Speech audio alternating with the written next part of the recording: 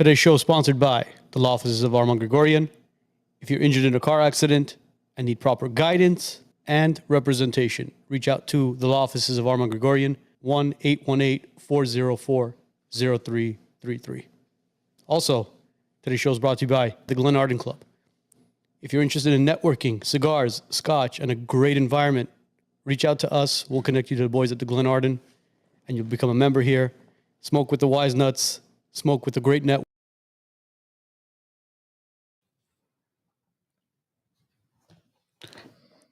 Happy Monday, everybody. TGIM. We are live, YouTube, Instagram, and X. I was about to say Twitter, but Formerly known as Twitter. Joining us today for the second time at our new studio, Mr. Anthony Cabassa. What's up, guys? How you doing, bud? Doing good. Happy to be back. Thanks for having me. It's great to see you off of a phone screen finally again, man. It's like communication has been through the social media web, and it's like it feels refreshing to see you in person again. Thank you, man. It's funny, off air, we were talking about no alcohol for a year and a half now, huh? Yeah. You guys offered me, or you guys got drinks everywhere, man. Drinks for everyone. But yeah, I've been trying that sober life. I go to social media for my addictions, I guess. Oh, geez. How's that working out for you? The sober man. life. It's rough. It's I call it raw dogging life. It's crazy, man. Raw doggy. That's a hell of a term for it. Because I mean, with everything that you're doing on social media, dude, it's like I want to go home and have a drink for you at this point.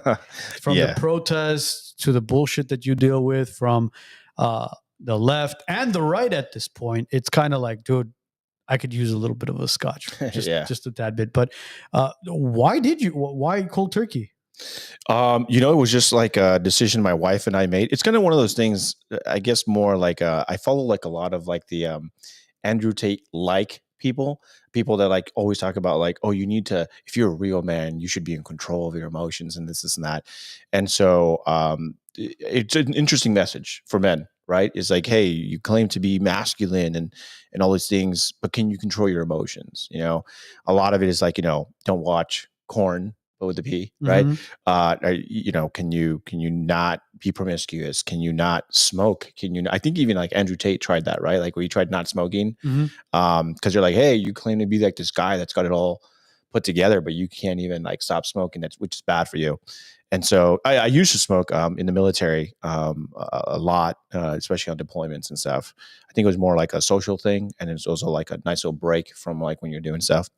And I just kind of decided, maybe I should take that advice. Like if you really, and I think it just kind of started as a self-test of like, let's see how long I can do it. And then it just evolved into like, oh, wow. Like coming up on a year, it's almost like Alcoholics Anonymous. Like, oh, where's my chip for 365 or whatever, So yeah, it became that. And it's almost like a game now where, I'm Hispanic. So a lot of our gatherings, even for like baby showers, like, it's time to bring out the kegs or the Coronas and stuff. And so it's more like a test. Like, I know there's going to be drinking.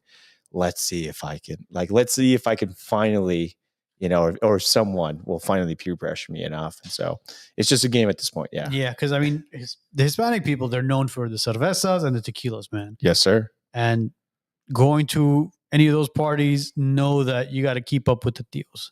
Yeah, exactly. But we've been seeing what you've been doing on social media, and we actually reached out to you during the protest that took place after the executive order with Donald Trump, right, and the immigration policies that he passed regarding the deportations that took place. And overnight, we had a bunch of people hit the streets of LA, and thankfully to you, you kept us informed. Let us know what was exactly going on, because not everybody can do what you do. It takes a lot of not only guts, but talent as well to be able to go out there and try to converse with some of the people that are out there. Yeah. So very, very quickly, let's really quickly dive into this. What did you see when you first went out there?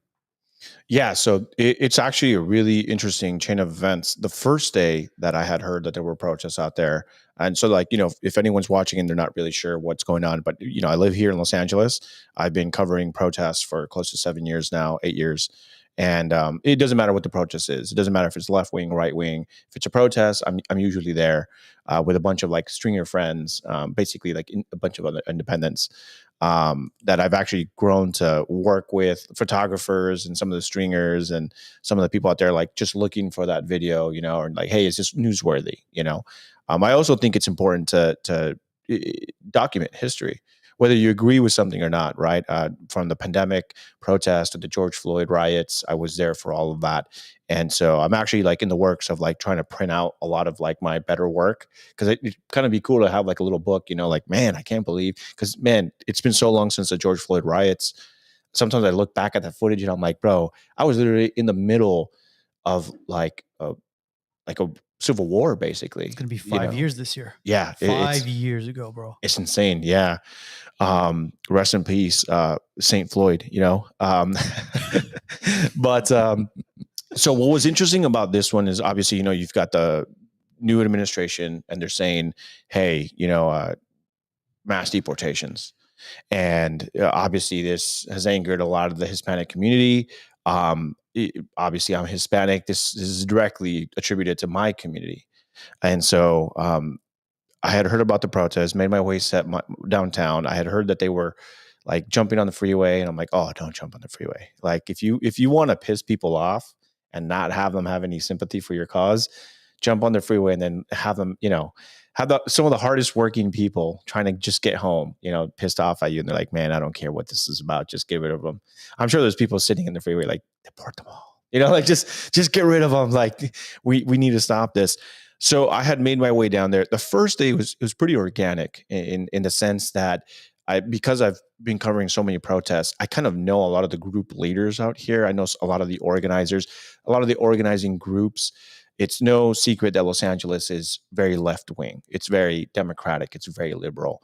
So a lot of the groups that you normally see out here organizing are, like the Black Lives Matter. They're still the LA chapter is still relatively big and very, very active. It's really died down almost elsewhere, but LA is a hotspot for a lot of left-wing activists, such as also like Portland or Seattle. There's like factions in NYC, of course. And then, of course, like DC, I would say is still like the hottest because it's right there. It's the nation's capital. Basically anywhere you can have you could drink a cup of coffee out of a mason jar. Yeah, exactly. And so the first day was organic in the sense that I didn't see a lot of these groups there, a lot of these leaders. It just seemed to be mostly Hispanic, a lot of them older generation. In talking with them, I was like, well, what are you out here protesting? Like, well, we're protesting that there's these mass raids that are happening and we don't want family to be deported, et cetera. So, whether you agree with it or not, these are people that have relatives that are potentially facing deportation. And they just want to come out and support and be like, look, we're out here fighting for you. You can't be here. But we will come out and we will make a statement that, hey, whether that statement is, in talking to some of the people, we hate Donald Trump. We hate the new administration policies, or just simply saying, a lot of people like, just please, Donald Trump, have mercy, sure, get rid of the most criminal people, but please have mercy for the people that are just here working, that, yeah, they came here illegally or they've overstayed their visas and are now here illegally because of that. But show mercy to other people that have helped build the economy, that, pay taxes, and have just overstayed their pieces or whatever, and they just want to be left alone. And of course, there's going to be mixture of responses. People, I've talked to people both on the left and the right that say, look, man, I agree with mass deportation, especially like all the people that Biden left in, because a lot of these people weren't properly vetted. But all these hardworking people, man, like we got to work something out. We don't want to see these guys out of here. But by the second day, and not to like sidetrack off that, but by the second day, I noticed that these typical left-wing organizers started showing up on the second day. And so by the second day, I off camera, I kind of told you guys some of these left-wing factions. Black Lives Matter started showing up. And then you had the revolutionary communists. Also, they call themselves RevCom because RevCom sounds better than revolutionary communists. Yeah, sounds so intimidating, doesn't it? Yeah, exactly. Well, they're also hoping that people don't realize what RevCom is. It's like, oh yeah, I love RevCom, but then when you say the word revolutionary communist, it's like, oh, we don't really go by that. Yeah, they're trying to imitate. It's nothing like Comic-Con, by the way. It's they're we ran into them at the GUSD protests, and they're just a bunch of, literally, I'm not kidding you guys, these, when they talk about extremists, those are the ones that are extremists, because the three of us have seen communism. We've been through the communism. Our families have lived through communism. That's why we came to America, to escape all that, because the bread lines, the insane amount of oppression to our people, like, we don't want to go through that. So the RevComs, I'm lost for words. I don't understand how these people could want to become communist. Yeah. And not just that, I would encourage people to, if you really, enjoy kind of looking up history and stuff like that, these people are actually cultists as well. So their leader is Bob Avakian, and they say that all the time. Bob what? Avakian. So Avakian? Yeah. IANYAN Avakian? Armenian Avakian? I think it's like AV as in Victor, AKIEN. It might be something like that. Probably. Yeah. If it's Avakian, chances are it's IAN. So it's probably Armenian. God, I gotta look this up. So continue. Yeah, it's it might be something like an offshoot of that, maybe, but because they scream it into the microphone. Like, if you want real change, you need to join revolutionary communists. Our leader, Bob Avakian or whatever, however you say it. This is our leader, and the guy's like basically like a communist terrorist. I think he's like banned from coming back into the U.S. or something. Let me see that picture. I want to see if that's him. Maybe. God, bro. Scroll down a little bit. Let me see. He's Armenian. Yeah, that's him. He's Armenian. That's him. Armenian? Yeah. He's Armenian. Oh, God. Yeah, that's their leader. So his name is actually, and I'm going to say it in Armenian. Sure. Robert Avakian. Oh, How old is he? Interesting. He's 81 years old. Yeah. 81 years old. 81 years old. So Wow. he's a dude. I'm sorry. No. Yeah.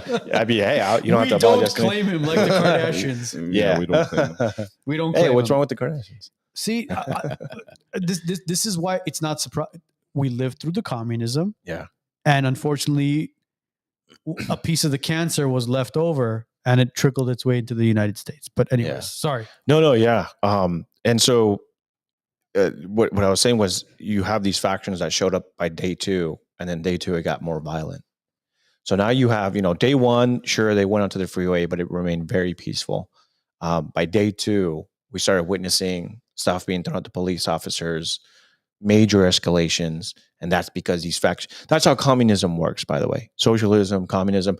What they do is they hijack all these little rallies and these protesters and stuff, because what protests sometimes fell in is people show up, but then they're like, okay, but now what? We showed up, we're waving our flags, we're saying the things, the media's here, we're begging and pleading with Donald Trump and administration, please don't deport our family members or my mom or my dad or my cousin who's here legally, etc. But then what, right? What do you do with that energy? And so then that's why by day 2, by day 3, you have these left-wing factions that show up, because these guys are paid experts. These are people that that's their sole job, is to infiltrate everything and anything. Communism is a virus, and people, I joke. People jokingly say, if they love communism so much, why don't they move to Cuba? Why don't they go back to Venezuela? Why don't they go move to China? Right? But people, what they don't understand is communism. They don't want like a one country. They're not like, oh, finally. Oh, thank goodness we have one communist country. All right, everyone, everyone just come here and then everything will be fine. Communism is a virus that wishes to infiltrate every single country. It's globalism. They're not going to leave you alone. And that's why, sometimes I argue with people. They're like, oh, why don't you just leave California, man? It's run by communists. Because you got to fight them, man. Because they're not just it's not just like, oh, I wish we could just give California to like another country. I'm like, but that's how it starts. They take one state at a time, 1 inch at a time, one city at a time. And if you don't push back and if you don't stand your ground, it's just going to take over. And so yeah, by day 3, it was basically completely organized by communist factions here in Los Angeles. And since then, it's just kind of devolved into that. I know recently they had like a resist Elon Musk. There was one like in North Hollywood. There's one in Glendale as well at the Americana. Yeah. I saw that. You guys, I actually saw that on your guys' page. Yeah. No, we put it on our story. I think, yeah. Sorry. Yeah, so it's, you look at stuff like that take place, and when you see the individuals that are actually involved in the protest, I guarantee you half those people were even driving Teslas. They probably had their Teslas charging at the Americana parking lot, going to protest Elon Musk. But hey, while we're here protesting Elon, why don't we head on over to the charging station at Tesla? It's like AOC, right? Like she owns a Tesla and stuff. And that, I think that's what's really funny is that shift was so quick that Tesla owners are now like, damn it. Like, now what do we do? Like, we own this car that we're probably still paying off, you know? Yeah, it's interesting. So by day 3, you said it was completely organized by... Yeah. Like they had posters, like all like because you can just tell, you know, like the fists in the air, the chants, the people with megaphones, all completely organized. So it was like the typical chants. I'm sure you guys have heard them, you know, like no cops, no KKK, no fascist USA. They have these chants. Hey, ho, ho. Hey, ho, the police have got, or no ICE, you know, whatever. ICE has got to go, you know, hey. So all those, you're just like, okay, like this is, Hispanics don't know those chants, bro. You know what I mean? Like it takes these people to come with the megaphones. And of course, it's mob mentality. So as soon as they start chanting, everyone starts chanting. And I'm just like, man, half these people, you know, with all due respect to my community, it's like half these people don't know what they're saying, you know, because there's a language barrier. And that's the thing is, I remember in day 2, I was live on TikTok. I think I was telling you guys that. I was interviewing Spanish speakers, people that don't know any English or very limited English. And I was telling them, like, what do you think about like what's going on? Like they're fighting the police now. And they're like, this is disgusting. Like we disavow this. This is not what we wanted. We wanted to come out here with, you know, our flag or whatever, which I personally also am completely against that. You know, I don't believe that the best message out there as Hispanics is to go out there with the flags of their native countries and you know, say, oh, you know, like Viva Mexico, you know, like if you're out there like, yo, F the USA. There was even actually one video, I think I shared it, where they were burning an American flag. See, that's the one thing that we were somewhat concerned about because, you know, we have Hispanic, Mexican, Honduran friends from all over the place. And when we had conversations with them, we're like, bro, they need to take American flags. Because picture this. Imagine an American going to Mexico, waving the American flag and wanting to stay in Mexico. It doesn't make any sense. It's like, all right, take the American flag, wave the American flag, tell them that, hey, listen, I'm willing to live in this country and commit to this country and invest into this country. This is what I want to do. But you're waving a Mexican flag or Salvadorian flag, Colombian flag, doesn't matter. And you're asking to stay in this country. Right. And our friends were saying, bro, that's not what the message should be. They're doing it wrong. That's not what they're supposed to be doing. And then when the rioters began to infiltrate, and that's, I'm going to say it proudly, that's what they did. They infiltrated the protest and they turned it into what they like to turn it into, of course, which is chaos. It makes those people that are there for whatever they're there for, the cause, look bad. Right. And people begin to point fingers and say, well, look what the Mexicans are doing. Look what the Salvadorians are doing. Look what the Colombian. No, bro, that's not what those people were there to do. Those people are there to send a message. But unfortunately, the left wing comes in and screws it up as usual. Yeah. You know, and you know, I can't sit here and blame the left entirely. Again, I do realize that there's a lot of Hispanics that are very proud of hey, I was born in Mexico. I was born in this. But what I will say is, you know, my mom's from Mexico. She was born there. She came into this country in the 80s, and I was actually the first child she had here in the States. Legally, I mean, like I wasn't like an anchor baby, you know. She was already like a resident and stuff. So don't worry, we're not going to give your address to ICE. Yeah. ICE, if you're listening, you know. He can be president. Yeah, exactly. And but again, my mom would never. You would never catch her at a protest. Waving a Mexican flag. I can't think of a single time my mom has ever waved a Mexican flag, like ever. Whether it's at a sporting event or anything, I don't even think, to be honest, I don't know if she even owns anything that has like the Mexican flag. Like, I don't even think she has like a shirt that says like, yeah, I'm sure you guys have seen like those little bumper stickers, like American, but with Mexican or Aztec parts, or something like that.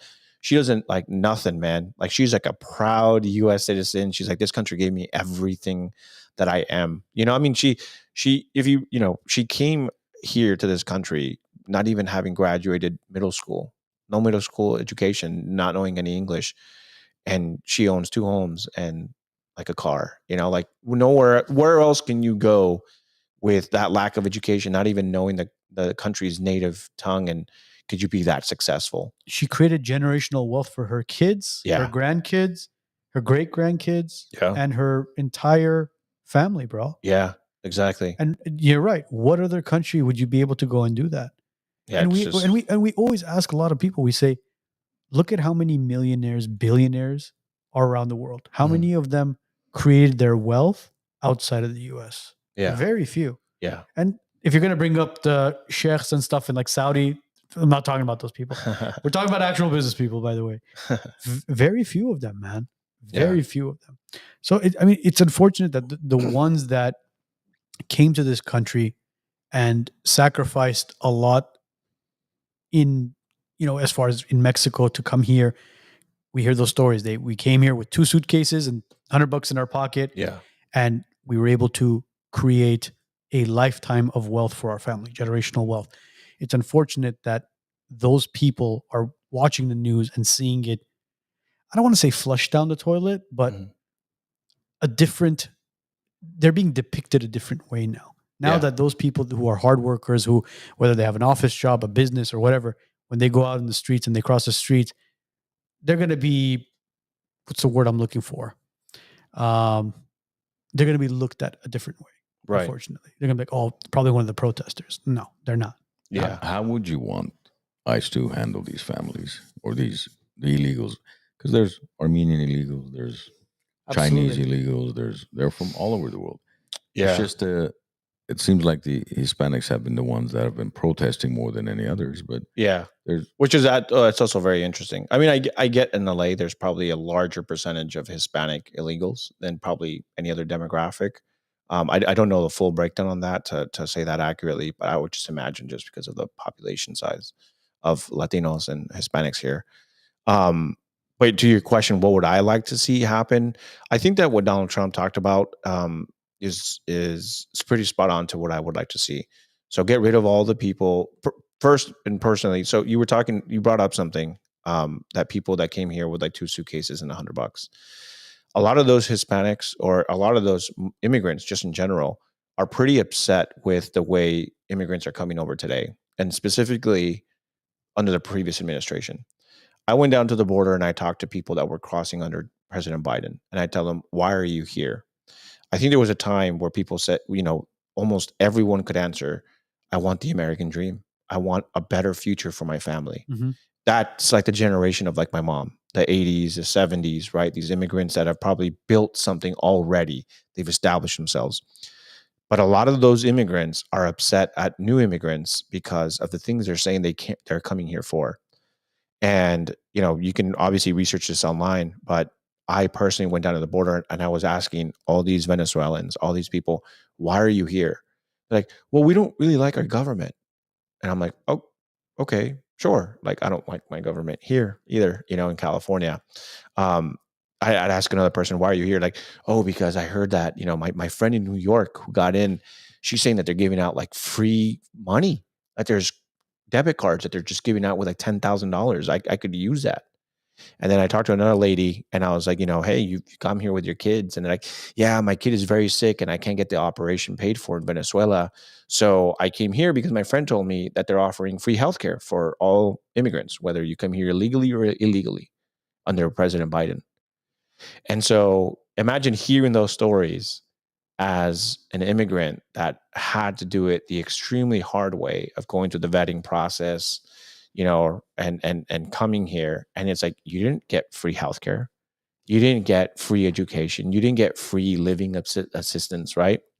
And you had to wait. It was almost like frowned upon. My mom to this day, she's just like, I'm happy that I was one of those immigrants that never received a dime from the government. I could have. She's like, I could have easily applied as a resident or as a citizen. She's like, but to this day, your mom can proudly say, like, she never did it with the government's help, because there was that mentality back then of, we're here to work. And even in the 90s, I just remember, like, we weren't a political family, because my mom's like, oh, we're not here. We're not here for politics. We're not here to change the way America does its thing. We're here to work and to prove our worth to this nation. So we don't want to mess with anything, Not all Hispanics think that way. I'm speaking more so my mother and her way of thinking. But back to the question of what I would like to see, and it was, I kind of had to do that preemptively, because the way immigrants are seen today, what they're coming here for. So the way Donald Trump kind of made it seem is, we're obviously going to come after the most criminal people. We know for a fact the criminals that were released from prisons from other countries that were being shipped off to the U.S. because it's like, hey, why do we want to deal with these guys? These guys are dangerous, corrupt. Let them just head to the U.S. The U.S. has open borders. Deal with the most corrupt. And then obviously you have like the dreamers, right? Which are like the people that have been here since they were like kids or something like that. He said he's willing to work with them. And there's got to be like a pathway for them, right? He's like, I don't want to get rid of the people that have been here since they were like babies, he doesn't believe that there should be penalties for your parents doing something. But I think, look, here's the reality is, regardless of what I want, the reality is, anyone that's broken the law, there needs to be punishment. It doesn't matter if you're a good guy after the fact, you broke the law. And so if that punishment is being enforced differently, by this administration, look, man, this guy could be someone that you probably worked with for 10 years, right? Like, oh man, I know this guy. Like, yeah, his visa expired 5 years ago. What a great guy. He has got a family and this is that. But I mean, dude, I just see it as, you committed a robbery 15 years ago, an armed robbery, right? And you got away with it for so long. And maybe you've turned your life over and you're just like, I'm not that guy who I used to be. But dude, if they get evidence, if like, hey, now because of new testing, or we found a video camera and now you're being tried. I understand there's like statute of limitations, sure, whatever. But dude, how do you, okay, so let's dissect that a little bit. We've always had illegals crossing over from all over the world into the U.S., right? The reason why Mexico's name comes up, because that's the primary source that they come through. Right. They're not going to come through China. They're not going to come through Hawaii or Canada. They're going to come through Mexico. But majority of, well, maybe not majority, but a good portion of the economy, especially in the borderline states like California, coastal states like California, or Texas, which is, again, borderline. It's not necessarily coastal, but it's borderline to Mexico. The illegals contribute to a good amount of the economy, right? From farmlands to construction to different types of labor work that maybe somebody who was born in the U.S. is not willing to do.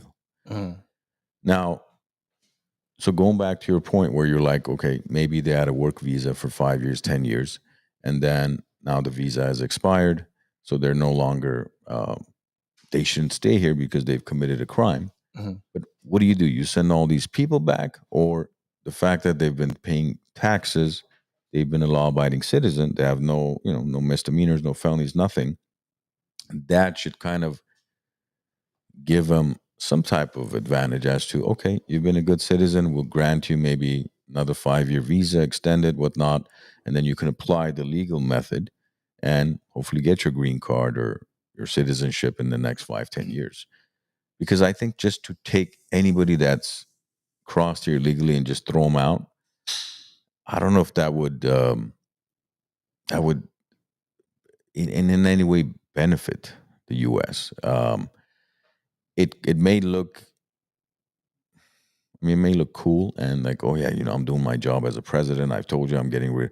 But that's my concern, and B is how do you even identify all the former convicts or the inmates that have been released? What do you do? It's not like they're carrying a badge stating, "Yeah, I'm a former convict. I have 4 felonies. I was just released from a jail in Venezuela." How do you even identify these people? If they're already in the U.S., this is a massive country. How do you search and find these people? I really don't think they're going after the families right now, because majority of the time when you're watching the news and you're seeing what's going on, you're seeing a lot of the people who have committed crimes. That's who they're going after. They're targeting those individuals. So I don't know if it's on a misdemeanor level, but I know it's on a felony level. If you've committed some sort of crime and you've got a track record, they will find you and they will deport you. As far as families are concerned, I haven't seen or even heard of any families who have been here illegally, who are tax-paying people, be somewhat even considered to be deported. Yeah. Yeah, and that's exactly what. So I have a source at ICE, and that's exactly what they were telling me. So not only has ICE said this, President Trump has said this, but also Tom Homan, the new border czar, that's kind of overseeing all the operations. They've all stated we are going after the most dangerous first, because we need these people out. We can't have organized crime, especially when this organized crime is here illegally. We don't know who they are, where they are, what they're committing. So there have been some videos that have surfaced of women and children that have been deported, but those are actually people that just recently tried to cross.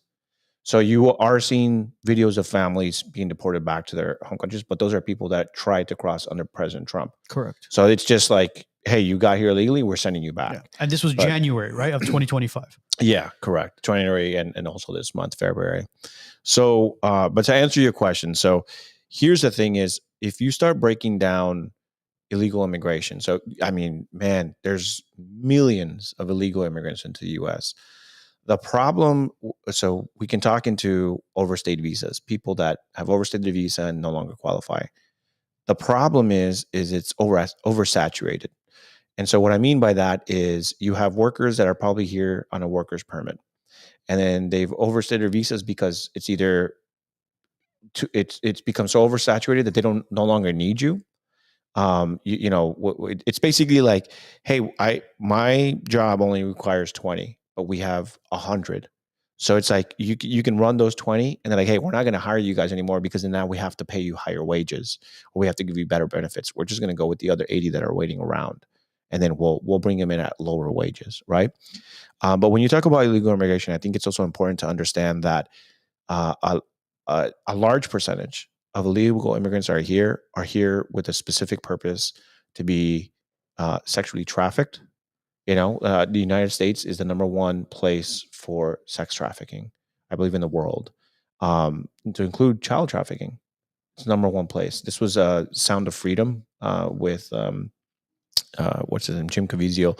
It was in the end credits that the U.S. is like the number 1 destination for child sex trafficking, which is disgusting. And so when you start understanding why the previous administration allowed minors to arrive at the border by themselves, guaranteeing safety and safe passage, we're still working on trying to find 300,000 kids that have been lost by the previous administration. So the reason why we need to get rid of illegal immigration is because what those illegal immigrants are being used for. It would be foolish to think that 100% of them, and I'm not saying that's what you were saying, I'm sure you're aware of some of the statistics, that these people are coming just, hey, we're just honest people and we just want to crack at the American dream. But like I said, I've personally interviewed a lot of these people that have tried to cross over illegally. Their intentions are not the American dream. Their intentions are, we want free stuff. So you've oversaturated the market. A lot of these people are working illegally, which means they don't have a right to fair wages. They don't have a right to pensions. They don't have a right to file taxes and get back that percentage that is duly theirs. It's basically a modern day slave system of you have no rights. You have no right to vote. You have no right for wages. You have no right to sue. You don't have a right to just about anything. I remember in the 90s, it was very well known in my Hispanic community that you never call the cops. Doesn't matter what happens. You don't call the cops, because if they find out that there's illegals in these apartments, they're going to come in, they're going to raid. And so I personally have family members and friends of family members that they just never called the cops no matter what. If you're going through abuse, doesn't matter. You don't call the cops. It's just you never get law enforcement involved because you were scared of, if I call and I'm a nuisance, I'm going to get deported. Or my husband who's illegal is going to get deported.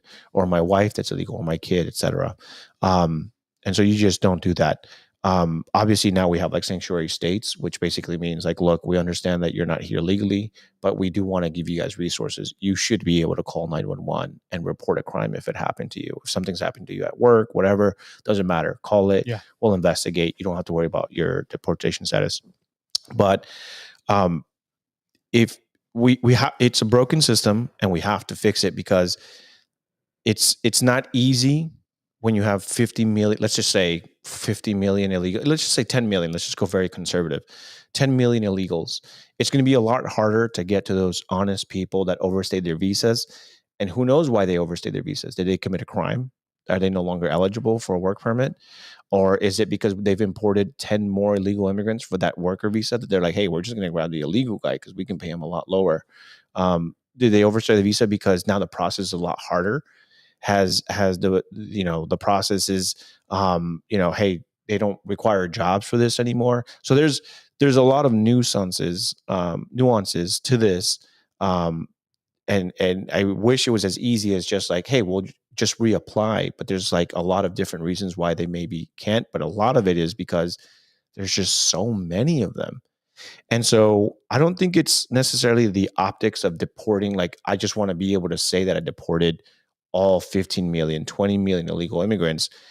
If we allow this to continue, it'll just continue to get worse and worse and worse, which is why we are where we are now, because for so long it's never been really addressed. And so that's why where we are now, where you have illegal aliens that are taking over apartment complexes in Colorado using rifles. Well, those are extreme situations. Majority of these illegals crossing over are not taking over apartments, and the ones that are should be deported and never ever allowed back into this country. Sure, unless they change their name. Well, no, you take their fingerprints. What are they going to do? Change their fingerprints? Change their DNA? Of course. Look, with AI technology, everything they have, they could put you in a system in a way where it could be 99% kind of a proof system where nobody's coming back. Yeah. But I think what you mentioned earlier about the free giveaways. So what I would do if I was Trump administration is, first of all, is make it a point to advertise whatever you do, infomercials, however you want to promote it, social media, all over it. Listen, all this free stuff, gone, zero. You coming into this country legally, you're not getting an ATM card, you're not getting a free cell phone, you're not getting free healthcare, nada. Mm-hmm. End of story. You do that, that's already going to discourage a good percentage of these people. Well, should we really go over there? Because how are we going to get a job if we don't have a social security number? We're just going to end up working for $5 an hour anyways. Yeah. Might as well just stay here. If the picture is painted in that way, I think a good percentage will be discouraged. Now, as far as, let's take your number of 10 million illegals, right? If you even hire, for example, 1,000 immigration officers sitting behind a desk, if they, let's do basic math. If they processed 50 applications or reviewed 50 applications a day, that's 50,000 applications a day, 5 days a week, right? That's 250,000 applications they can review, process, which means to get to 10 million will take 40 weeks. Okay? Let's say 40 weeks. Let's say it takes double that, 80 weeks, 2 years. 2 years, if you can process, review 10 million applications, that's relatively efficient in my book. Mm-hmm. But the problem is they're not going to do that. because the government, the way it works is that one application takes 25 years to be processed. So of course, these guys are here. They're going to find illegal jobs. If that doesn't pan out, they may try to commit some crimes to make some money to send it back to their family in Mexico, China, Armenia, wherever they live. And that's unfortunately what ends up happening, is because they get stuck into this, the application process, which nobody's even looking at. But if they made that process efficient, I think things could be sped up to be managed and handled far more efficiently than it is being done today. Yeah, and I think that's also why Donald Trump is not just using, Border Patrol agents. He's also sent the military. He's also looking to get the IRS agents involved. He's looking at basically almost just about any federal agency. If you want to help with the immigration problem, we're going to allow it to happen. They're also like deputizing sheriffs to be able to help. The National Guard is down there. I mean, so there's a lot of state and federal resources that are being redirected to the immigration problem. So those numbers would be a lot more bigger now. But you also need to, like I said, you need complete reform. You need to make it easier for people that if they wish to apply, they got to do it from home. But sure, you can make it easier, right? And I think that that's why Elon Musk is going to play such a big part, is because he is introducing AI. He is introducing methods that the U.S. has never used before to tackle a lot of these problems. I don't know if you guys saw over the weekend that federal employees were sent emails asking, name 5 things you did last week, right?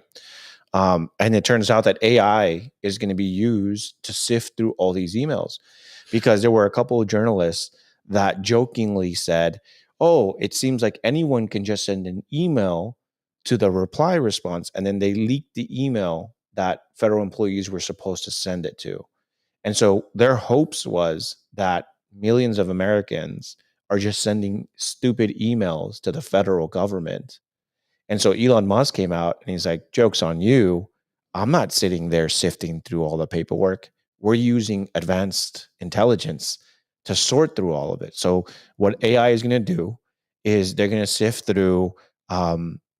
So all federal governments have a .gov email. Correct. So if it's not a .gov email, it's not going to be open. So AI is already sorting through it. So it's like, dude, you guys are so stupid. You really think that people can just email Elon and he's going to be like, oh no, like, oh, chucks. I have to read through all these emails. Yeah, exactly. So he's like, dude, we're not even having federal employees read them.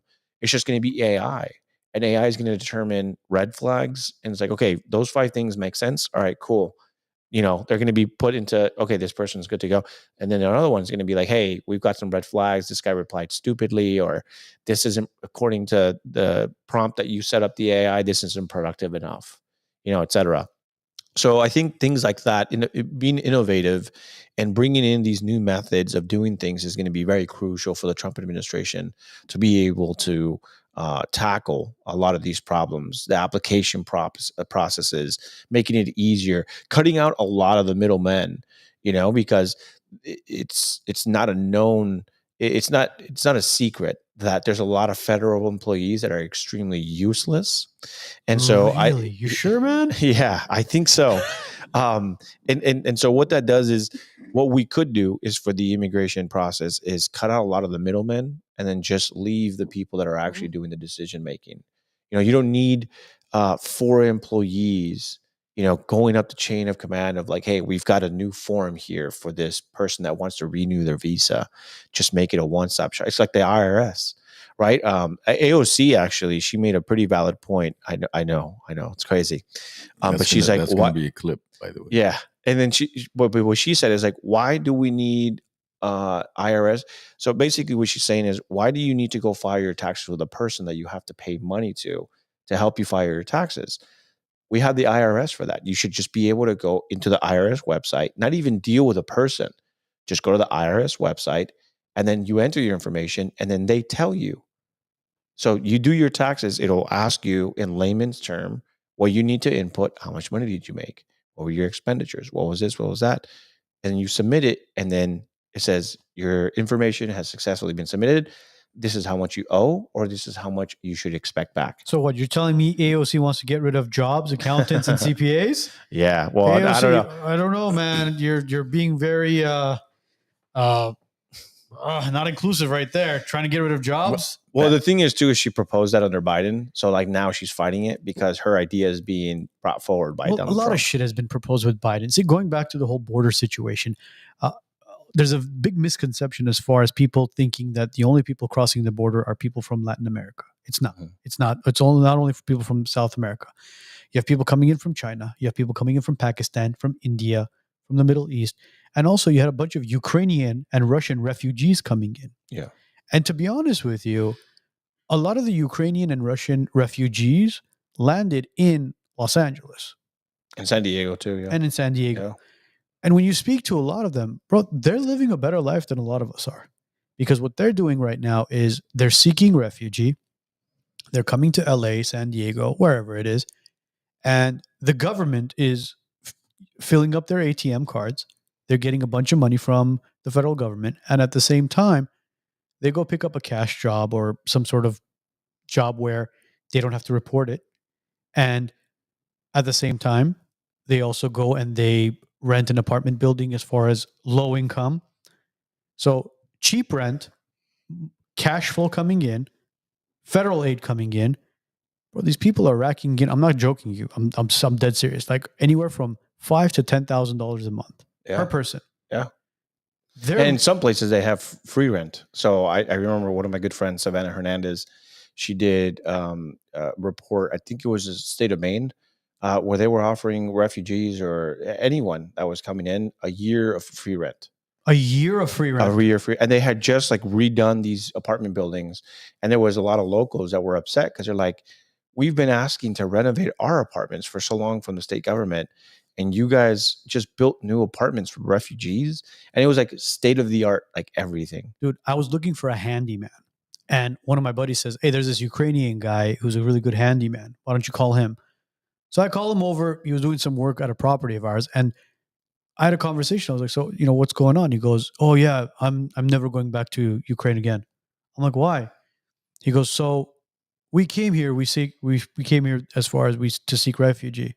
And there's a website on Facebook or a link or a group page on Facebook where you say that you're from Ukraine and you're looking for a job, and people will call you and they'll give you a job left and right. He goes, I'm booked for the next 2 to 3 months on like different handyman jobs, painting jobs, this job, that job. And I'm like, interesting. And I'm like, cash? He goes, oh yeah, all cash. And I'm like, and you're seeking and you're getting money from the federal government as well, right? He goes, yeah. He goes, I love America. America is the best. And I'm just like, fuck, bro. I would too if I were you. I was like, I should leave the country and seek refugee and come back. So what you're saying is all three of us are now Ukrainian, and we're going to find this website, and then we're all going to become. I mean, either that or remember, ladies and gentlemen, when you do your taxes this year, if you don't have a dependent, Zelensky will be your dependent. So don't forget to put him in there. You won't be. I put the entire country of Ukraine. Well, for 2024, when you do your taxes. Oh, 24, yeah, I guess. Yeah. But right. See, I mean, speaking of 24, January of 2024, do you know how many immigrants actually crossed over the border just in January illegally? Last year? Yeah, just in January 24. I mean, I think that the average came up to like 11,000 a month or something. 250,000 just in January. Just in January of last month or last year. Of last year. We're also going through a fentanyl epidemic as well. Yeah. So 22,000 pounds of fentanyl was seized at the border in 2023. So now just picture 22,000 was seized. How much was actually entered into the country? Oh, yeah. 5,000 pounds. And the cartel are known for that. They'll deliberately get caught in some parts so that it relocates the assets there. And they do it not just with fentanyl, they do it with other drugs, but they also do it with humans. So they'll deliberately give up some people in order to escape via other routes and stuff. And I saw it happen live. Crazy. With the children, man, that's the one I can't handle. Where a family gives their child to a complete stranger in order for their kid to cross the border and make it into the country. And that was incentivized the most under the last administration than probably ever before because of a statement that Kamala Harris and President Biden had stated saying that from here on out, that any minor that arrives by themselves to the U.S. border will automatically get accepted into the U.S. No questions asked. Doesn't matter if they were a refugee. Didn't they're matter not, Anthony, anything. They're not coming in by themselves. That's the thing. No, they're no, coming in with right. another They're being family. sent. They're being sent with traffickers, of course. Yeah. No, but you actually have children that are just by themselves, and they were just sent with a trafficker. No. Oh yeah, absolutely, dude. I interviewed them. Just the kid by himself. The kid by themselves. I mean, they're walking with the caravan, so I mean, they feel safe. You know, it's not just by themselves. They hired the trafficker, and the traffickers, because here's the rationale behind it. When I talked to these kids, they were saying that their families were sending them by themselves because they knew that if they came together, they wouldn't be accepted.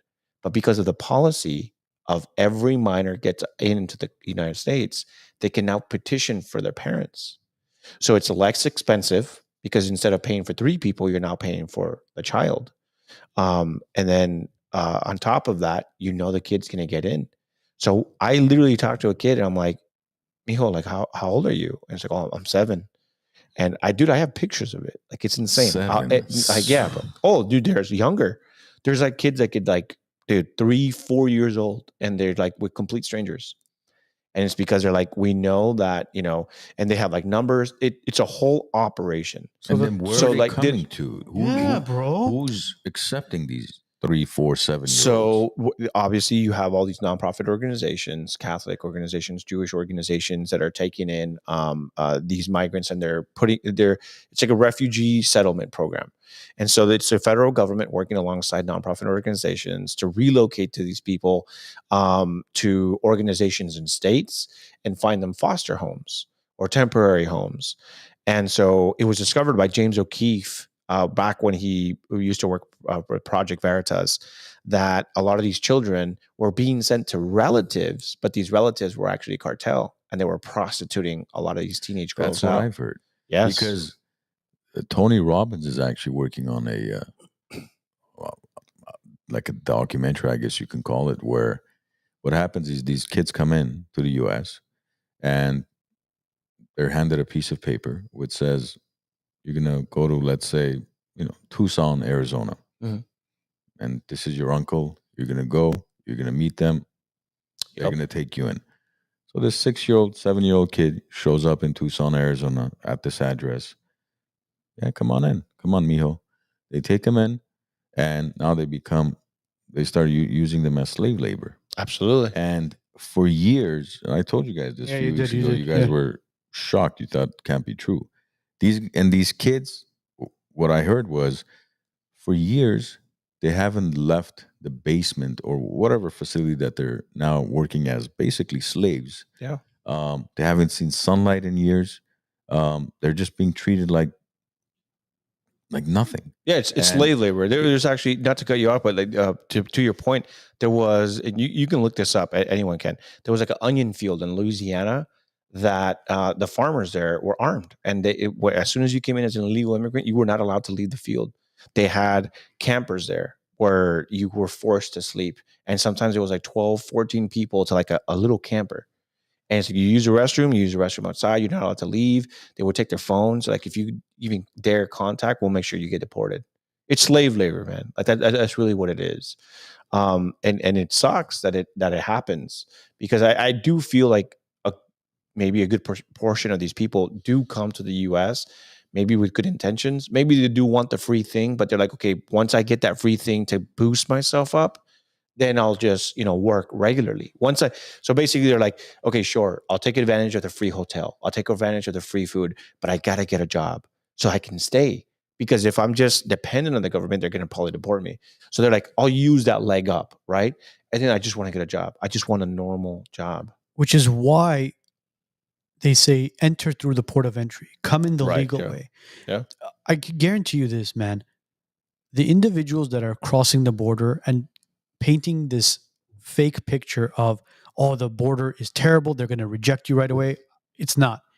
If you come in through the port of entry, the legal way, and whether you're seeking asylum or whatever it is, the United States will not just reject you right away. There's a way of entering the country and taking advantage of what this country can give you. the illegals that are coming in, the gang members, the drug dealers, the cartel, all those stuff, they are the ones that are, like I said, painting this picture as to this is how you're supposed to enter the border. This is how you're supposed to cross into the United States. No, it's not. Coming through the port of entry, the United States will help you. They will help you create something for your family, whether it's, like you said, giving you a hotel, helping you with some sort of aid, anything like that. But when you come in illegally, already right there, it's a red flag. You've broken the law. Yeah. So what's going to happen is they're going to look at you a different way now. Yeah. Just like what they were mentioning, the press secretary was saying, where they asked her, they said, well, are these people what law have they broken? Well, they've broken the law by entering the country illegally. Right. Yeah. And that's what I was getting to earlier was that, just by entering the country illegally, you've already broken the law. Maybe you got away with it back then, but that also messes with proper immigration. So what I learned, I had an interview with an immigration lawyer, and he was telling me that a lot of the reason why a lot of people, because one of the knee-jerk reactions when talking about illegal immigration that people have is, well, then why don't they just become legal? Why are they illegal? Why don't they just pay the money, pay the lawyer, and become legal? The reason why millions of people cannot ever become legal, it is because to become a legal resident, you can't have broken the law of coming into this country illegally. You see exactly what I just said. And so these people will never. I know married people that for example, like I was talking to this one lady that follows me, and she was asking me for a good number for an attorney because her husband is here legally. And she was like, look, I'm just worried, I just want to make sure we have our bases covered. I'm like, well, if you don't mind me asking, because there's also different laws for illegal immigrants. For example, like if you have like a kid, then you can't be deported because now you have to take care of that kid. That's a U.S. Born child, right? Especially for single mothers, that was like a big thing. And then also like if you're an illegal, but you marry a legal citizen, there's like X amount of time you got to be married. I don't know exactly what the parameters are, but if you're married long enough, well, just the simple fact that you're married already, it stops from deportation, unless you've committed like an additional crime, Correct. which poses a threat. But there are people, for example, this lady was telling me and my husband have been married for 20 plus years. We have kids, they're all in college, this is that. And I'm like, well, how come you haven't applied for citizenship using all these loopholes? Like you have kids, you're married, so you've been married long enough. And she's like, because he came into the country illegally. He can never, ever, ever petition to become a U.S. citizen. So the only way really is you're going to have to take executive action, presidential action. And so a lot of illegals. So it kind of goes into your question before where you're like, how are you going to get rid of all these people? The thing is even if you wanted to, and this is what the lawyer was telling me, even if we wanted to, because one of the things that I saw on TikTok that was going kind of big was you had a lot of leftist, liberal Hispanics that were saying, okay, guys, let's use our platform and let's raise enough funds so that we can start paying for these people's lawyers and start the process for them. Let's start helping. Why are we crying? We can go out there and protest, but what is that going to do? Let's raise money. Let's do what we do best. Let's mobilize. Let's organize, and let's get these people. And then that's when lawyers were coming out and they're like, dude, we get it. Like, you don't want to see anyone deported, or you don't want to see that uncle or that tia, whatever. But the reality is a lot of these people, millions that already broke the law to come into the United States, they will never be able to petition or be able to become a U.S. citizen. See? I don't know if that's true though. I mean, again, you can talk about like federal, so there's executive action that you can take. So I know because I mean, do you not know any families that have come here illegally and now they're citizens? I know a lot of families who have come here illegally and they've become citizens. So but did they break the? So I think the stipulation behind that is you were caught at the border and you were cited as entering the country illegally. I don't know any. Okay, look, I know people who have entered into the country illegally under a different alias and have become citizens, but through a completely different alias. Gotcha. Again, this is not. They're not Latin American. They're Armenian. And I know Yo, people. ICE. Yeah, I know. Check this guy's house. I know. Oh, trust me, bro. They He's have all- housing him. Anyways, they're underneath the floorboards, aren't they? I was just about to pull that skit. They're like, you're housing illegal aliens under the Under the floorboards, aren't floorboards, you? But I know individuals who have come to Mexico and then they've gone to the border and they've turned themselves in, saying that, hey, listen, I need to get into the country. I'm seeking refugee, blah, blah. I'm guilty. And at that point, it's a different process. And throughout the years, they've come into the country.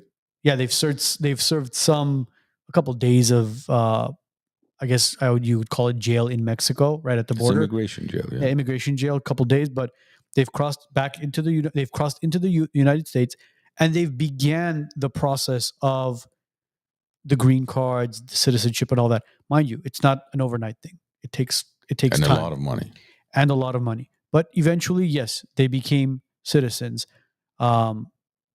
Did they work their asses off and not break the law and make sure they were good citizens? Absolutely. Mhm. Because one little misdemeanor or felony or anything like that, Yeah. you're out. Yeah. Bye-bye. Yeah. But I'll tell you this much.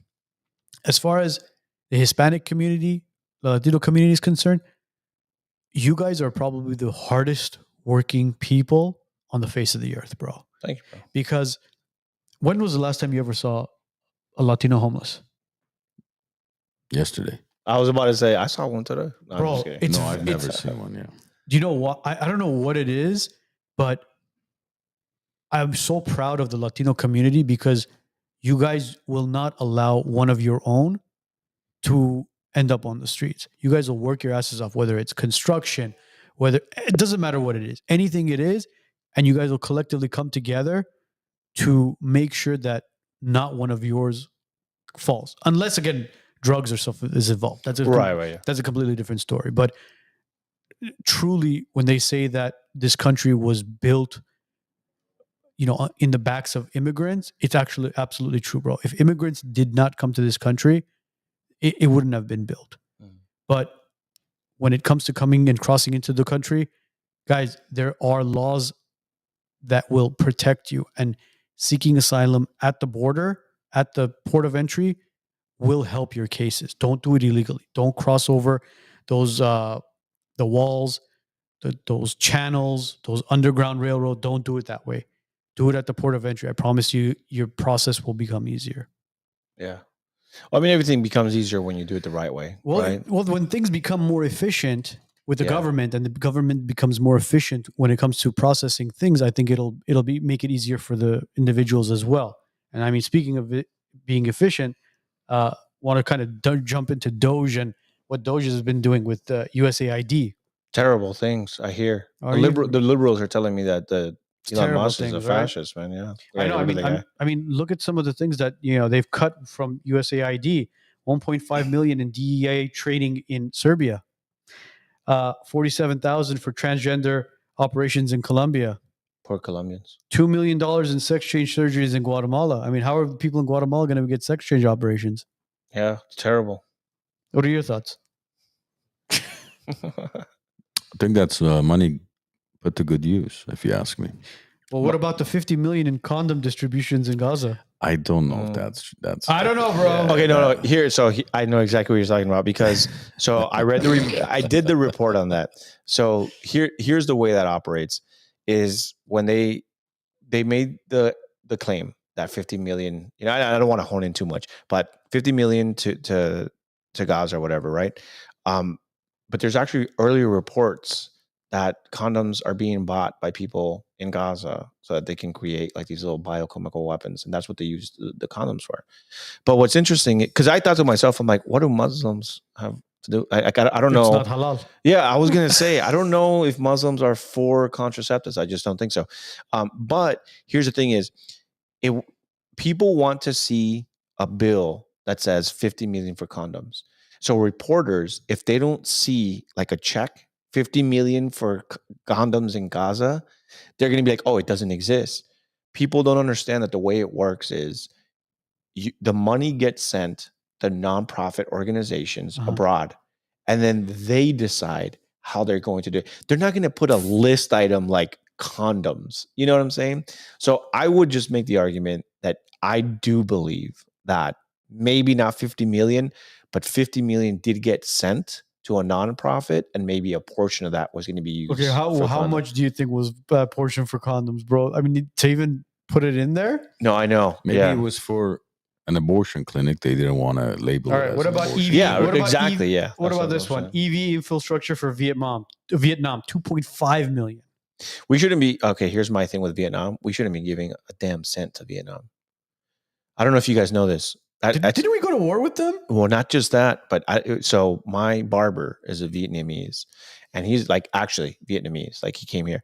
His Vietnam, I don't know if you guys know this, it's a full communist country. It is illegal to be a Christian or of any religious belief to serve in the government. I didn't know that. He was telling me. Well, yeah, that's how communism works. There is no religion. Just like when Right, Soviet Union infiltrated practically almost all of Eastern Europe. Yeah. You couldn't go to church and stuff. It was Yeah. basically frowned upon. Like Armenian churches, Armenia, the first Christian nation. I mean, picture this, us being oppressed and saying you can't go to church. So my thing is so I told them, I'm like, so theoretically, let's say that, you know, you had an uncle that served in the government and he was communist, no religion, and he was found like going to church one time. What would happen? He's like, oh, he's gone. So to me, I'm just like, why are we sending money to governments like that? And look at this one. Tourism promotion in Egypt, $6 million. What does Egypt? Okay, what does Egypt have outside the pyramids that people Nothing. want to go see us? You know, I don't know. Nothing. This guy. Nothing. I mean, I'm seriously. I mean, mind you, it's one of my dreams to actually go and see the pyramids. yeah, sure, of Giza. Yeah. But You can go cheaper. There's some in Guatemala. Well, I've You been can to, go see the transgenders yourself. There's one in Vegas too, no? There's a pyramid Yeah, in Vegas. there's one in Hmm. there.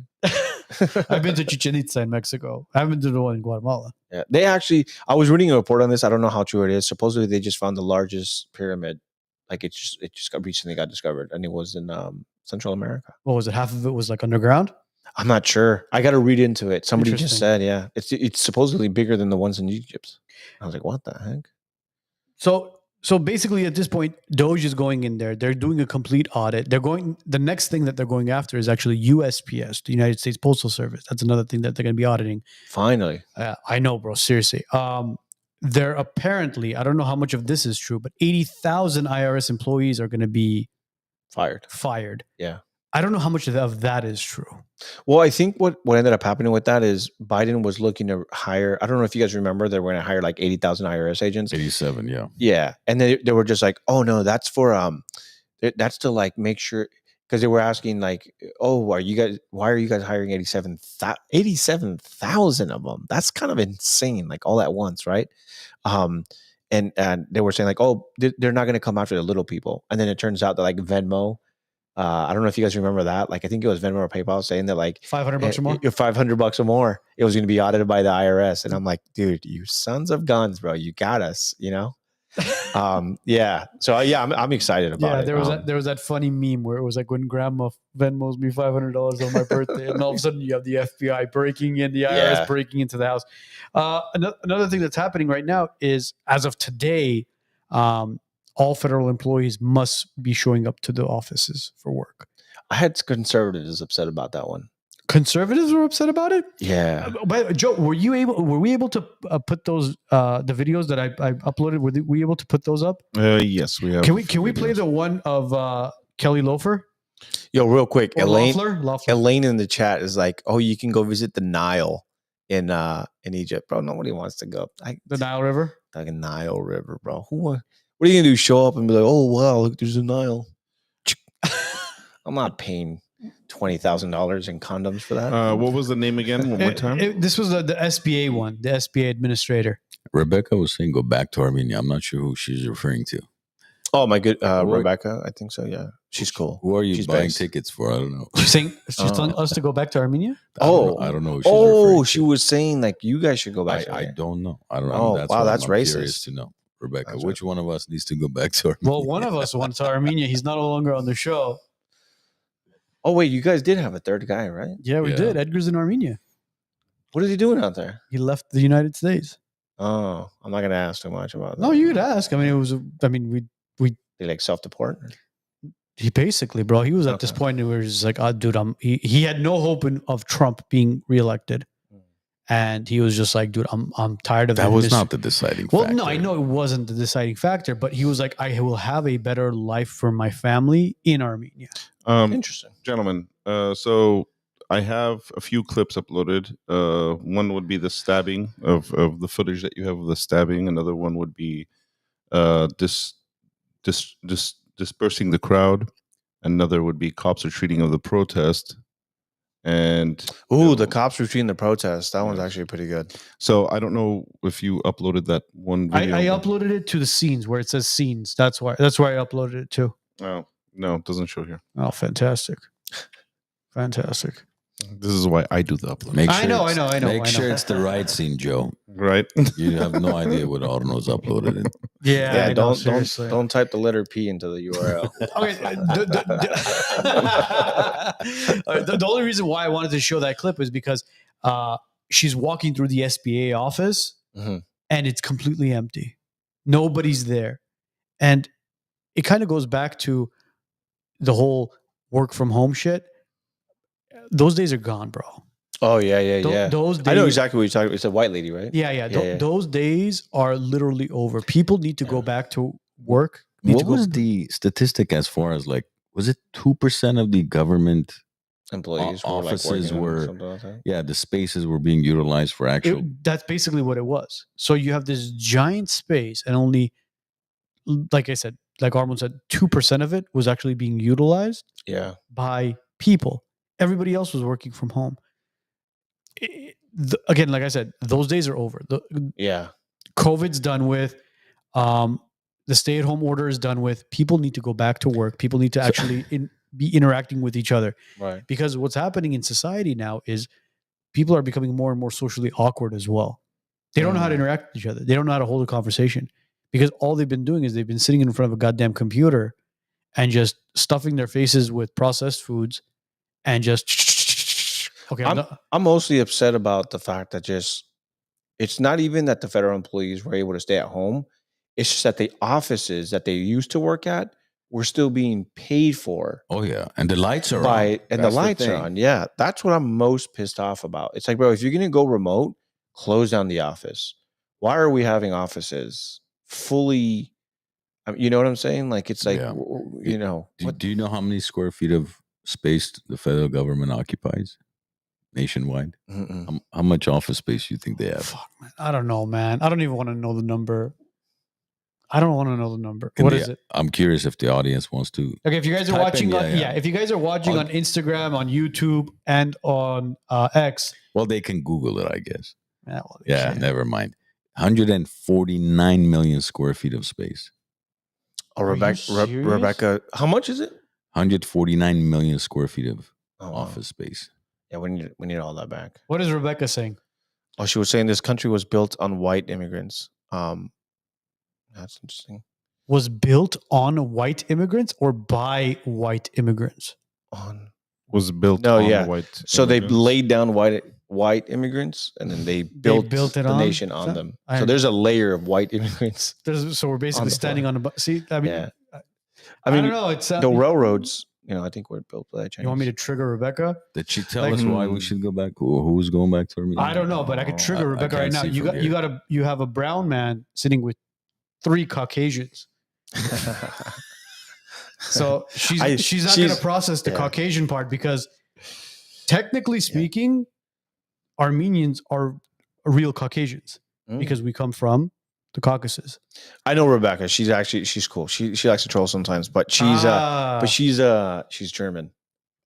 Oh, so she's she's one of those like conversation is right there. Is that the Israeli national anthem? Rebecca's like the kind that you should send out your love. My heart goes out. I'm not gonna do it. The last thing I want is to do that. Oh, I'm glad he didn't have me on camera. I actually did it. Oh, jeez, man. But going back to Hector has a good question. What is it? He's like, should we all get $5,000 checks or should they just pay down the debt? Oh, Ooh. I talked about this. Yeah. Andrew Yang talked about that. It's like, oh, what do you guys think about the checks? And I actually replied to him like, why don't we just put that toward the deficit? And I guess the stipulation is the $5,000 checks is only like 2% of what they've saved, or something like that. It's something like a small percentage. It's not like everything that they've saved divided by the 70 million taxpayers that would receive the checks. For 70 million. It's something, I looked at the number, something like 79 million tax-paying homes. So it wouldn't be per individual. It would be per household. Because I calculated per individual. If you do, let's say 350 million people, right? $5,000 per person, that's $1.75 trillion. Which if you pay down the $36 trillion debt by 1.75, that's not a big deal. I mean, I like the point that somebody brought up is like that's our money already. So a lot of people get confused about the stimulus checks versus, what we're actually getting. And it's like a refund of money that, that was basically saved by the U.S. government. Me personally, I'll be honest, a $5,000 check sounds good, but if we could pay down the debt instead, I wouldn't even pay down the debt. What I would say is if it's going to cost, say, send it to the Guatemalans. No, buy so they can have their transgenders. What I would say is because, look, annually the IRS collects approximately $2 trillion, right? And if Trump is serious about getting rid of the IRS, this $2 trillion will basically pay for the first year of us not paying taxes. Well, so going back to Doge, Elon Musk actually said that it's looking like by the time they're done auditing all federal departments, there's looking like they're looking to save about $1 trillion. And so basically, I think it's every year we go $2 trillion into debt. He believes that with all the cuts, by the time they're done auditing and they get rid of all the stupid condoms to everywhere, lots of unprotected sex is about to happen all over the world, by the way. Man, that's going to be an epidemic within itself. That they're going to be able to cut down that deficit by $1 trillion. So basically, he's saying cut down the deficit or whatever it's supposed to increase. Because if it was supposed to increase by $2 trillion, if we're supposed to, so every year, if I remember correctly, it's $2 trillion we go into debt. It would cut that by half. So he's saying now we'll only go into debt by $1 trillion, which is still a lot of money. That's a lot of money, bro. But then that's where Congress comes in, and that's what he said. He's like, "Look, we're only going to do so much," because I don't think people understand too that Doge is going to be temporary. It's not like a forever thing. Okay, so Elon Musk said, "All I want is 1.5 years." Right. Yeah. That's all he wants. I think he has until next June. Yeah. He said to get everything done. He said, "Give me 1.5 years. Yeah. I'll sort all this out, and then I'll go back to basically going to Mars." Or putting babies into random chicks. Either that That's or wild. yeah. So yeah. Once he's done it in about 1.5 years, he'll go back to populating Mars, and we'll hopefully be in a better place as far as the United States government is concerned. Because if your ass is clean, you shouldn't be worried about an audit. But if your ass is dirty, tells you something. That's more a quote for a colonoscopy. I don't know if that's a. Yeah. Well, it's like that colonoscopy. He's about to segue into no. It's like, have you heard that colonoscopy joke where we have a new sponsor, a colorectal surgeon. You can get colonoscopy in under 15 minutes. Or no, it wasn't the colonoscopy. It was the prostate exam where the doctor bends over the patient and he goes, "Calm down, Dave. Calm down, Dave. Calm down, Dave. Calm down, Dave. Calm down, Dave." He goes, "Doctor, my name's not Dave." He goes, No, my name is Dave." Damn. That's gangster. Thanks. Oh, jeez. But anyways, Joe, did you get my text message, by the way? Were you guys texting live on the show? No. I sent him the videos to see if he was going to be able to upload them. That's the only reason why. Well, we have a bunch of other videos to go through. Okay, so let's pull up one of the protest videos that Anthony was able to provide for us. Coming right up.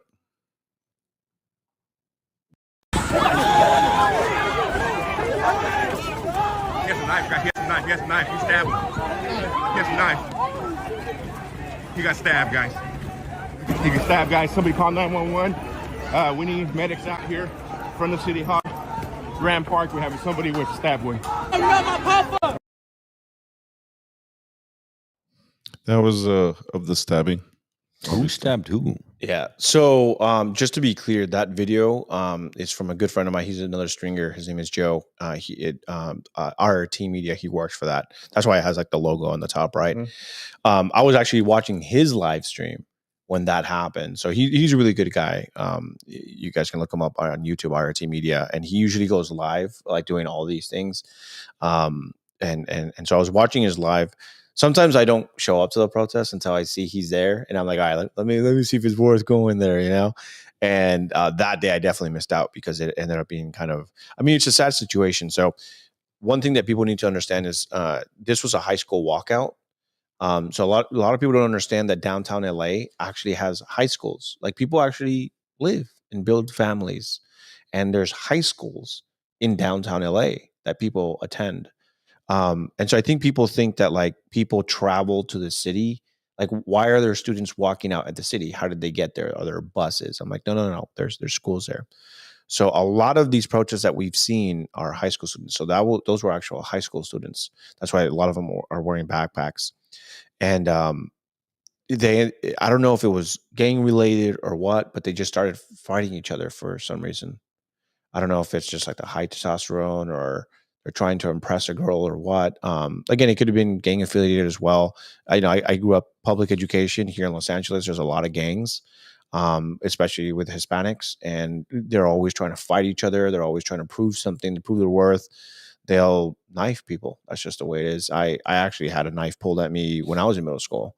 Guy just didn't like me, another Hispanic, and saw me as an enemy, and he pulled a knife on me, swung at me, tried to stab me, thankfully I was able to get away from that, and nothing really ever happened after that. So this was 2 high school students, and there was a couple of fights that day doing their walkout, which people need to understand. Like, this was being led by the school administration. So there were school administrators there. I don't know if there were teachers or counselors or the principal or what, but they were technically in charge of these protests. And you could see them, like, if you watch that full video, you can see that the school administrators eventually come to the aid of the kid that was stabbed. And I honestly haven't followed up with the story. I know that the kid ended up in critical condition. I think he got stabbed twice. Wow. And yeah, he ended up like in critical condition, if I remember correctly. I don't know. I don't think he died. I haven't seen like a report like that. Yeah. Hopefully not. No, I know. And it's just tragic because to me, it's like, imagine you're the parent and you're dropping off your kid at school thinking to yourself, okay, I can go to work in peace. I know where my child is. I know he's under supervision. And then you get a call from the school like, hey, by the way, we kind of let these kids out on a protest, and one thing led to another. Your kid's in the ER fighting for his life because they got into a fight with another student protesting immigrant rights, whatever the case might be. A lot of these kids probably out because they're just like, oh, we don't have to sit in class all day. You mean we can just go march around downtown LA? Hell yeah, I'd rather go do that, Yeah. And so that whole day was just pretty chaotic. There was like a random man that just came and they ended up beating him up. It has nothing to do with immigrant rights. It has nothing to do with, mob mentality, man. It's just people will see one person fighting, another person's like, oh, I don't like that guy too, and there's girls around and you're like, oh, now's my opportunity to. Aren't they supposedly there for the same cause? Well, supposedly, yeah. Speaking of violence, there was several incidents. The man that you were speaking about, Anthony, we have the footage here.